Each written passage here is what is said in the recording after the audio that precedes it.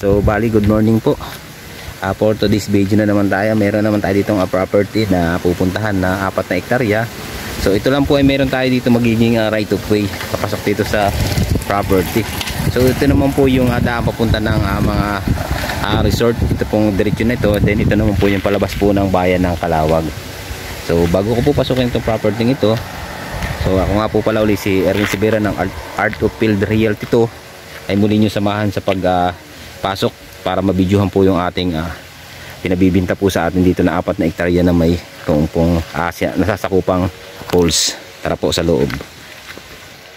Yan. So bali pagpasok dito sa loob ng ating property, so sa ngayon hindi pa po possible dito ang ating 4 wheels para makapasok, ano. Pero dito naman po ay pasok po dito ang single na motor. Dito naman po ay ito po ay pathway. Yan. Kagandahan po nitong property na to, makakakuha po tayo dito ng pinakang yung pong right of way niyan na 3 meters papasok po dito sa pinabibinta sa ating 4 na hektarya. So ito po ay napakaganda po ng property na to. Ito po ay punong-puno pa siya ng produkto na niyog, then flat po yung kanyang area ng pagkalupa niya. Yan, ito na po, dito tayo sa pinakang dinadaanan ito, makakakuha po tayo dito ng right of way. Ano po, inuulit ko, itong property natin na ito na pinabibinta po sa atin na 4 na hektarya na to, ito po ay good for investment, good for retirement. So pwede rin po ito sa mga investor, ano po. So makikita naman po natin yung pinakang gagawan po ng right of way dito na daan. Ito na po yung pinakang daan niya. Ito pong dinaraanan natin ito. Dito na po tayo papagawa ng 3 meters. So ngayon po, itong panag-araw na ito, March, pasok na po dito ang ating 4 wheels sa loob po ng property ito. Kaya yung mga investor po na gusto po mag-develop ng property, so meron po itong pwede nating pagandahin na poles para dayuhin po dito sa atin na lugar. Yan, kagandahan po nitong property na ito, ito po inuulit ko, napaka-productive po nito at punong-puno po ito ng produkto ng mga niyog. So papasilip ko po sa inyo pinakang loob po niyan, iikutin po natin yung 4 na hektarya para makapakita po ninyo yung pinakang reality po ng pagkalupa niya. So napakaganda po nito, napakalapit na po. Bali nilakad ko lang po ito ng nasa 4 minutes na. Napakalapit lang po ng 4 minutes na yun, ano. Pero yung iba po pag naglalakad dito 3 minutes to 5 minutes po, conforme po sa paglalakad naman.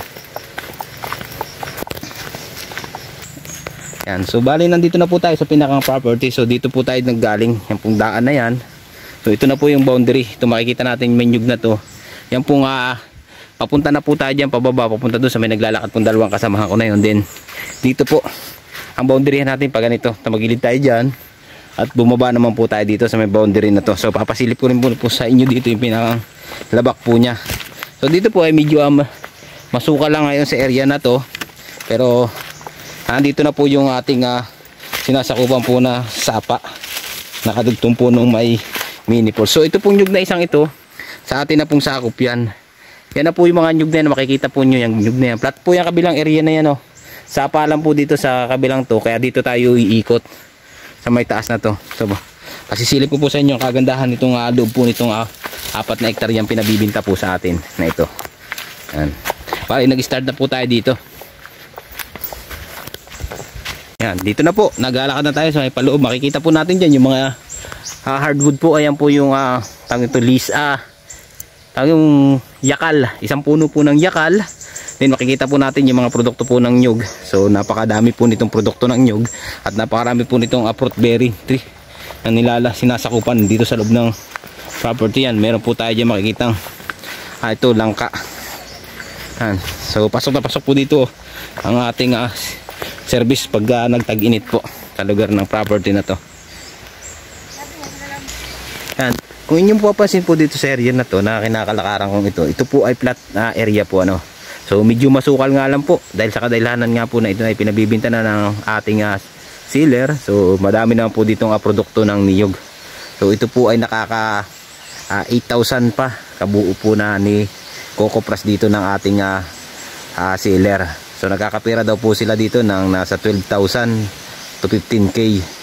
Yan po ang sabi sa atin ng ating kausap dito na seller, nagpapabinta po nito. Yung mapapansin naman po, napakarami po talaga dito na hardwood. Yan, mga batino, may lisak, mayroon ako nakitang yakal, Then dito naman po sa areang to ay medyo mataas-taas po ang mga puno na. Doon naman po sa may unahan nito ay kagandahan po ng mga puno pa doon. So hindi pa po siya mataas at talagang yun ang kalakasan po bumunga. So pupuntahan po natin niya. Yung area na yan. So ito po ay area na kinakalakaran ko. Inuulit ko. Flat. Doon po sa may part na may konting slope pero hindi naman po kalaliman yung pinakang slope niya. No? Yan. Pero dito sa area na ito, mapapansin natin talaga ang napakarami po dito na produkto po talaga ng nadadalhan pa ng ating 4 na hektarya ng mga niyog yan. Makikita naman po nyo sa screen. At yung pong daan naman, pasok po dito ang single na motor. So tag-init na po ngayon. Makakapasok na po uli dito ang ating single na motor. So inuulit ko sa mga buyer po ay hindi po ito accessible pa ngayon ang 4-wheel sa kadahilanan po na wala pa po siyang nililinis na daanan dyan sa may pinakambungad po na yan. Pero pag nilinis po natin yan, tatambakan po yan. So pwede na po dito makapasok ang 4-wheel. So pupuntahan ko po dito yung nasasakupan ng property natin na mini falls na pwede po natin i-develop sa mga investor po dyan na gustong mag-avail nito. So makikita nyo yung aming contact number, ang WhatsApp ng Viper po namin sa taas po ng ating screen na yan, ng video na yan, nakikita po natin dyan. Call na lang po kayo dyan sa mga gusto po na mag-parserve dito sa property na to. Pwede na po yan. Yan po yung area na yan, yan po yung kadugtong nung ating poles, yan po sapa dyan sa baba. So nyugan pa rin po yan, flat pa rin po yung area na yan. Dito na po ako iikot sa may taas na ito. Dito po dahil ito yung pinakang mayor na daan niya. So dito na po tayo iikot para mapakita po natin yung pinakang status po ng kanyang pagkalupa. Ito, kung nyo mapapansin po ito, area dito sa kabila na to. So flat na area. Napakarami po ditong nilalaman produkto. So mayroon po tayo ditong income na every 2 months. So kikita po tayo dito. Yung mapapansin po, kalakasan pa bumunga ng mga nyug dito at talagang napakarami po niya. Siksikan. So yan naman po mga damo-damong yan. Ngayon po, madali lang po palinis yan. Madali lang po natin napatabasan yan. Yan po ay walang problema po sa maglilinis po niyan dahil marami naman pong tao na pwede nating upahan sa lugar na ito para maging malinis po itong pinakang area po ng kanyang property. So inuulit ko sa mga investor na gustong mag-inquire nito, so avail nyo na. Habang itong 4 na hektarya na may mini falls na sinasakupan, so binibigay lang po sa atin ni seller ng 2.8M. So nakanito na po siya sa 2.8M. So kung gusto man po ninyong tumawad po ng konti, so direct to seller po, pwede na po natin kausapin para doon na po tayo hingi po ng tawad sa price nila. So dito sa area naman na to talagang masisili po natin dito sa ating video na to. So flat na flat po itong area na to. Ayan, pinakikita ko na po sa inyo yung reality po ng lupa nya. Then marami po ditong fruit bearing santol, mangga, langka sa area na to. So may mga pang-asim pa po. May mga mangga. So dito sa area to, ito pong kabila na to, boundary nahan po ito. Itong kabilang area na to. So dito tayo sa maraming tanim na nyug na to. Papunta naman po doon sa area na yun. Yan, diyan papunta sa area niyan. So talagang sinusukalan, dinadamuhan kung anong tawag po diyan. So iikutin po natin doon para mapuntahan ko na po yung pinakang falls po diyan sa property. So, para makita naman po niyo dito yung kagandahan po nitong property na to na talagang flat na flat po ito. Yan mga kasamahan ko. Yan yan po yung mga fruit berry santol. So flat po itong area na to Yan, may mangga, may mga hardwood na mahogany. So ito po ay inuulit ko. Ang title po ng property na ito ay TCT title po tayo So buhay na buhay po nagbibinta nito. Siya po mismo ang nakapangalan sa titulo. So updated po tayo sa amilyar. Updated po tayo sa lahat po ng bayarin dito. Dahil ito po ay TCT title. So napakaganda po na area nito. So dito sa area na to, may portion tayo dito na maglagay dito tayo ng mga bahay-bahay.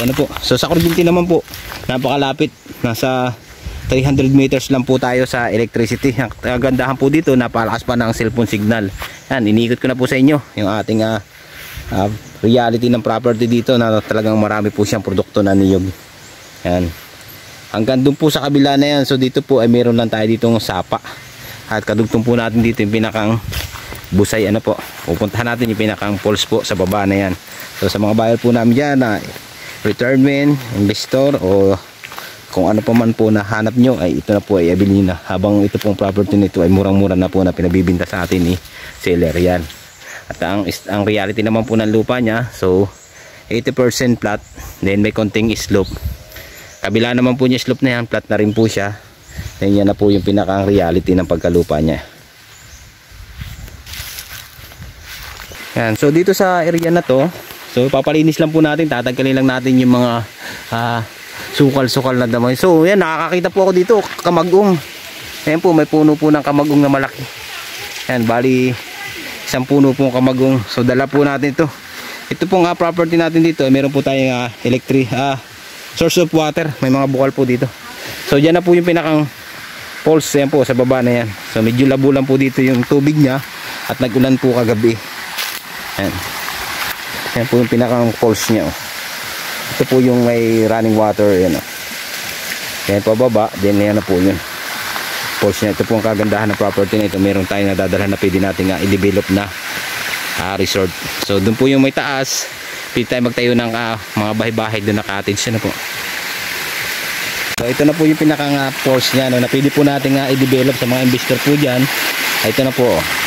Ito po yung pinakang running water nya. So napakalawak po nito.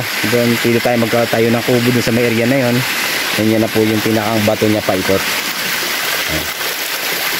Sukatin natin. Malalim to eh. Ayan po, susukatin ito. Mayroon tayong panukat. Malalim. Ayan po. Bubutsukan natin ako. Lalim. So baka yan po ay nasa isang hampos lang ng tao. Pero yan po ay bato naman. Hindi siya yung putik. Ayan. Okay. Yung pinakang running water natin niya na pwede pong i-develop ng mga investor. So napakaganda po nito. Re-recrapan lang po natin yung paikot na yan. Then meron na po tayong falls dito. Ayan, batong bato po siya.